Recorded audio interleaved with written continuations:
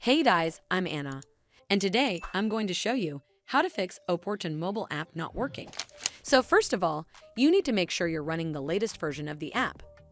Open up App Store on your device, and then tap on this search icon in the bottom right corner.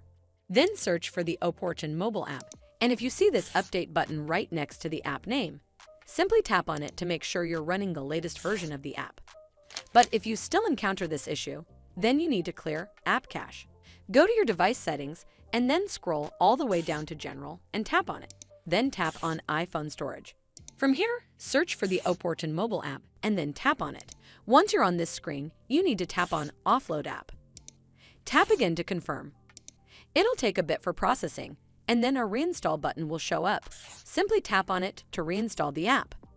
This should fix the issue, but if it doesn't, then you need to completely reinstall the app.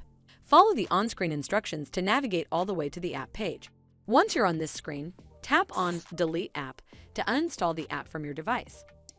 Once uninstalled, you need to open up App Store and then search for the Oportun mobile app right over here in the search bar, and then click on this Get button to install it back on your device.